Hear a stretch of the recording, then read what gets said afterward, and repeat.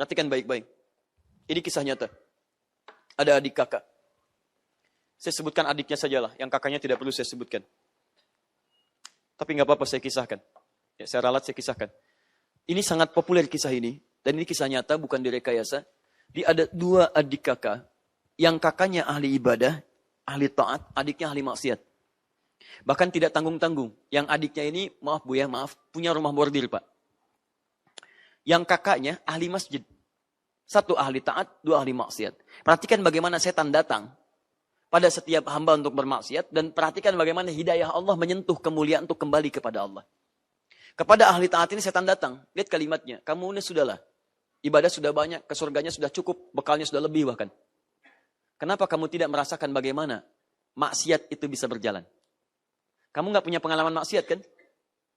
Taat, terus taat. Kalau tidak mendapatkan pengalaman maksiat, bagaimana merasakan indahnya taubat? Wah, kalimatnya bagus sekali. Kalau tidak pernah merasakan maksiat, bagaimana bisa merasakan indahnya taubat? Awas, kalimat menipu, banyak jebakan. Hoax, dan bukan hoax yang membangun. Itu bahaya. Perhatikan baik-baik. Maka masuk kalimat itu, dia berpikir benar juga ya. Saya itu ingin merasakan, bukankah ketika taubat cinta Allah datang?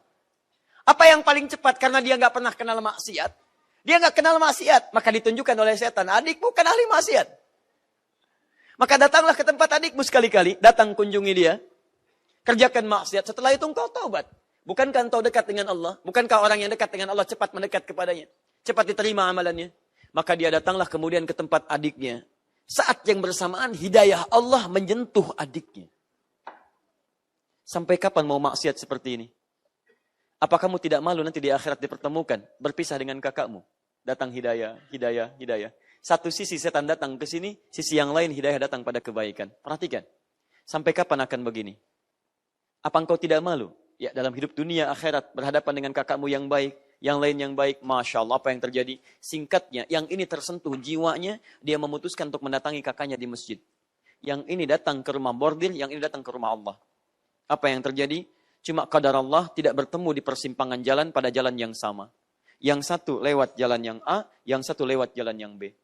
Ini pembelahan jalan, ini misalnya tempat yang masjid, ini rumah maksiat. Yang satu lewat sini, yang satu lewat sini. Ketika datang ke masjid, dia tidak menemukan kakaknya. Sedang di luar, tidak tahu dia kemana. Begitu masuk ke masjid, dia menangis melihat rumah Allah. Dia berwudu, bersimbah di situ, dia tangisi dirinya. Taubat dia di situ kepada Allah Subhanahu wa taala. Lalu apa yang terjadi? Dalam posisi dia sujud. Dia bangkit. Dia memohon ampunan pada Allah. Rabbighfirli, Rabbighfirli, Rabbighfirli. Minta ampun mengingat dosanya. Dia sujud lagi. Kakaknya saat yang bersamaan datang ke tempat ini.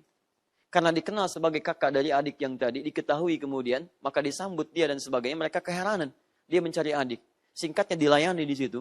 Begitu bermaksiat pada saat itu. Dalam sujud yang kedua adiknya. Ini sedang bermaksiat, terjadilah gempa bumi. Saat gempa itulah masjid hancur, ini hancur. Bangunan atasnya.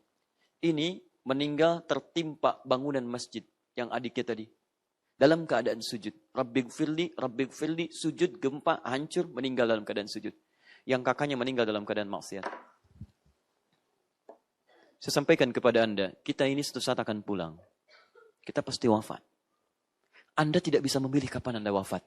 Tapi Anda bisa berikhtiar menjadi orang baik saat wafat. Bukankah Anda ingin husnul khatimah?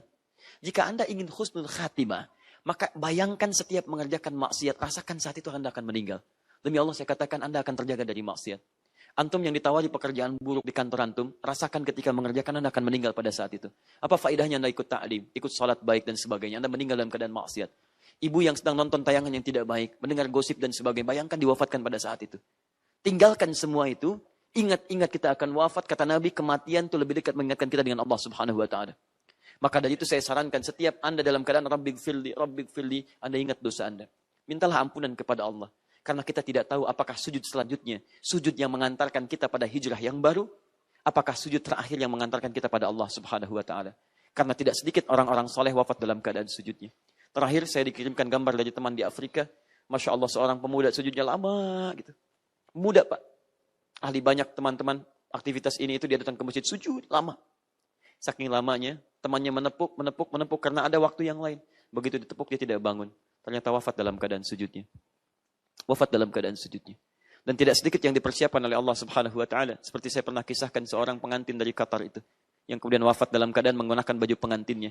Ibunya, calon suaminya menghendaki dia jadi bidadari dunia, Allah mengangkatnya dengan bidadari akhirat. Pulang ke akhirat, dapatkan surgamu dengan pakaian terbaikmu. Dan dandanan dunia dilepas dari make up-nya, diganti dengan air wudhunya.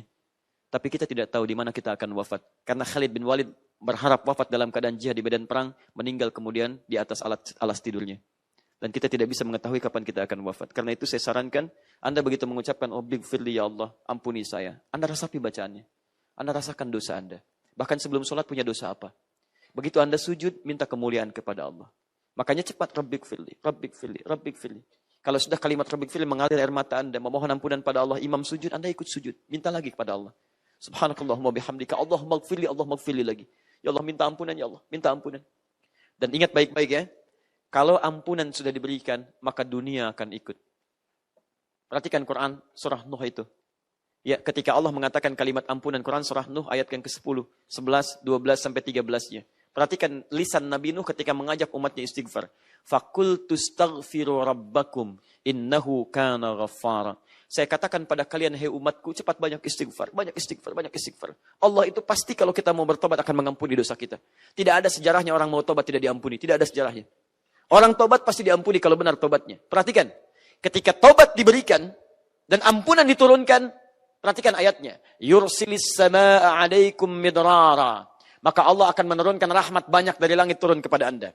Wa yumdidkum bi amwalin wa banin. Wa yumdidkum bi amwalin. Harta Anda akan dilipat gandakan. Panjangkan, panjangkan, panjangkan. Keturunan Anda akan diperbaiki oleh Allah Subhanahu wa taala.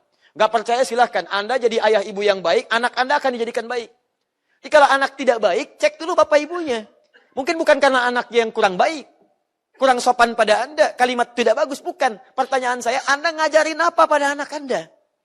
Anda memberikan apa? Mungkin Anda kurang perhatian. Anda ikhwan terlampau sibuk. Ibunya terlampau banyak mengerjakan hal yang tidak penting. Tidak pernah diberi perhatian. Sekolahnya tidak ditempatkan tempat yang baik. Jadi kalau anak kurang baik, jangan disalahkan dulu. Antum istighfar dulu. Karena mungkin sumber keburukan itu dari antum duluan. Makanya faqultu astaghfiru rabbakum innahu kana ghaffara. Yursilis samaa'a 'alaikum midrara wa yumdidkum bi amwalin wa banina. Kalau Anda mau istighfar, mendekat kepada Allah, bukankah Allah yang punya harta? Allah yang punya materi, Allah yang punya kesehatan, Allah yang punya ketenangan. Saya berikan, kata Allah. Kamu mau keturunan, kamu mau harta melimpah, kamu mau kenyamanan, saya berikan. Itu kaidah. Anda tidak akan kehilangan dunia dengan istighfar. Anda tidak akan kehilangan dunia dengan hijrah. Makanya ketika seseorang hijrah mau memutuskan dia kembali kepada Allah, turunlah Quran surah keempat ayat 100 itu. Paling kiri sebelah bawah. Lihat, wa may yuti'illaha wa rasulah. Maaf, wa may yuhajir fi sabilillah. Saya ralat, wa may yuhajir fi sabilillah yajid fil ardi muraghaban katsira wa wasa'a. Wa may yuhajir, dan siapapun yang sekarang mau berhijrah kembali kepada Allah. Fi sabilillah, mengikuti hukum Allah. Yajid fil ardi muraghaban katsira wa wasa'a. Saya berikan anugerah saat di dunia, hidupnya saya tenangkan dia. Jadi pertama kali yang Allah berikan ketenangan dalam jiwa. Anda enggak percaya, silakan catat kalimat ini.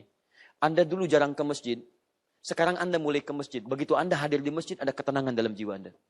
Nggak percaya, silahkan. Anda kumpul-kumpul di luar, silahkan. Ikut konser, ikut ini, ikut itu. Bedakan ketika Anda mulai ikut ke masjid. Ikut ta'lim, datang, salat 2 rakaat. Rasakan. Demi Allah saya katakan. Demi Allah saya katakan. Akan ada ketenangan berbeda dalam jiwa Anda, beda dengan sebelumnya. Ketika Anda sudah mendapatkan kenikmatan imannya, halawatul iman, dulu konser sekali, menyesal nggak ikut, sekarang nggak ikut ta'lim sekali, penyesalannya luar biasa.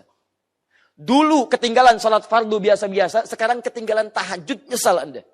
Bahkan subuh 4.20, Anda bangun 4.15, itu Anda masih menyesal. Terlambat saya Allah, padahal subuh belum adzan. Karena Anda meresapi keterlambatan tahajud Anda. Kalau Anda ingin mendapatkan kenikmatan seperti itu, silahkan Anda mulai hidup Anda berubah. Mau sampai kapan lagi? Karena hidup Anda terbatas. Anda gak bisa pilih. Dan yang kedua, muraghaman katsira. Ini janji Allah. Kalau Allah sudah berjanji, gak mungkin diingkari. Quran surah 3 ayat 9. Innallaha la yukhliful mi'ad. Allah tidak akan mengingkari janjinya. Kata Allah, saya berikan rizki berlimpah padanya. Tinggal apa yang mau Anda pilih dari rizki itu. Karena dia terbagi 4 bagian. Ada rizki tenaga, ada rizki pengetahuan, ada rizki kedudukan, ada rizki materi. Anda pilih di antara 4 ini. Semuanya ada. Kalau tenaga, jadi seperti Bilal. Pakai tenaga Anda. Untuk adzan, untuk sholat, untuk ibadah. Kalau rizkinya materi, lakukan seperti sahabat Utsman bin Affan, Abdurrahman bin Auf. Dia jadikan harta mengantarkan ke surga. Jangan jadi seperti Korun. Kalau rizkinya kedudukan, seperti Nabi Sulaiman, seperti Nabi Yusuf. Hadirkan kebaikan-kebaikan. Karena yang buruk sudah ada, namanya Fir'aun. Ya, kalau rizkinya berupa pengetahuan, jadikan seperti Ali bin Abi Thalib. Ulama-ulama yang lainnya. Tanamkan, kalau di situ pahala Anda mengalir.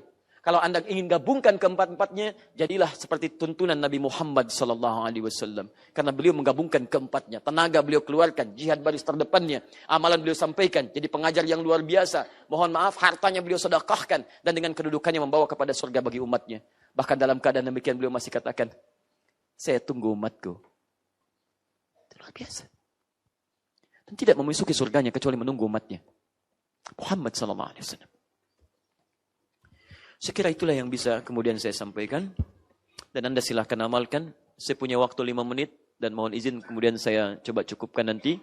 Setelah saya baca 1-2 pertanyaan. Saya umumkan satu pengumuman. Setelah itu saya tutup. Dan saya harus mengerjakan satu acara yang lain.